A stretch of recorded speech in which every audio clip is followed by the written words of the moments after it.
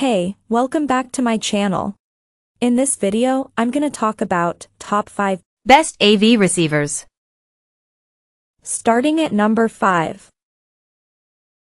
Marantz NR1711. Marantz hasn't changed the look of its half-height lifestyle NR AVR range for the best part of a decade, but we're good with that because beneath the hood, there's been constant evolution. The sonic signature is largely unchanged and it has a warm sound, rather than clinically precise. It's perhaps a fraction less musical than some of its siblings further up the chain, but it's undeniably fun to listen to. You can run a 5.1.2 Atmos setup with a uniform 50W delivered across all 7 channels. There are 6 HDMI inputs, one labeled 8K, which supports 4K/120 FPS and 8K 60 Hz. There's only one HDMI output though, but the feature niceties include HEOS multi-room and AirPlay 2. If you don't have a full multi-room speaker setup, you can also use Dolby Atmos height virtualization and DTS-X virtual to roughly emulate a 3D listening experience. Coming at number 4. Sony STR-N1000. The STR-N1000 is a 7.2 CH AV receiver, which is not only Dolby Atmos and DTS-X enabled, but it supports native 360 reality audio, and also boasts 360 spatial sound mapping. The latter is particularly interesting, and effectively provides virtual speakers to fill in the gaps. It applies psychoacoustic processing to subjectively move actual speakers into more immersive virtual positions.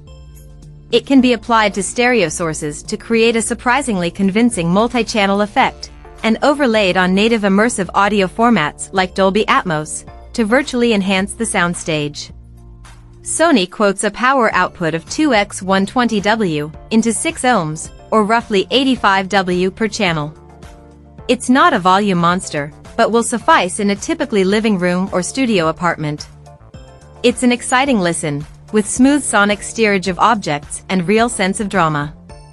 It sounds bigger than its power specification implies, and handles blockbusters with authority. Just take care with the setup. At number 3.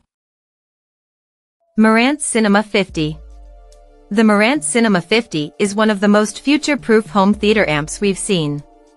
The connectivity on offer is truly impressive with 8K and 4K at 120 Hz support, 6 HDMI inputs plus 3 outputs, and an impressive auto-calibration system. Format support is extensive with Dolby Atmos, DTS-X and Auro 3D capable, as well as Sony's 360 reality audio. It's also IMAX Enhanced certified, which could come into its own when Disney Plus starts streaming IMAX audio mixes. If you're looking for an AV amp that can deliver massive dynamics, with whip-crack fast transients and a fearsome bass extension, the Cinema 50 doesn't disappoint. It's a tremendously exciting listen and steers gunfire shootouts beautifully, with effortless panning, and even at high volume there's no hint of strain. Number 2 of my list. Denon AVR X2700H. Denon's AVR X2700H provides an affordable jumping-on point for the brand's 2021 X Series AV receivers.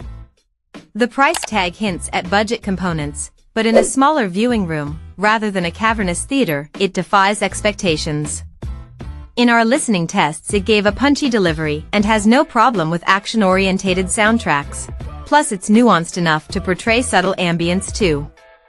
Power output is rated at 150W for multi-channel, which is generous, and it'll support a 5.1.2 channel configuration or conventional 7.1 surround, depending on how you've set up your loudspeakers. There's also 8K support, albeit via a single HDMI 2.1 input. And number 1. Denon AVR X4700H. A sonic tour de force, the X4700H is a jaw-dropping AV receiver with a class-leading specification for movies and gaming. HDMI provision covers 8 inputs, one of which is designated 8K. Generously, there are 3 outputs, with eARC support. Advanced Odyssey calibration is very effective, sounding great in our testing room, and once optimized should give equally stunning results in pretty much any listening room. The X4700H is fantastically dynamic, able to cope with dramatic transients like a boss. Bass is tight and there's a superbly articulate upper mid-range. Unfortunately, it does suffer from an HDMI 2.1 bug when connected to the Xbox Series X, but you can order a device which fixes it. More on this below. Check out this video description for latest price and more informations. Thank you for watching this video. Please subscribe and stay tuned.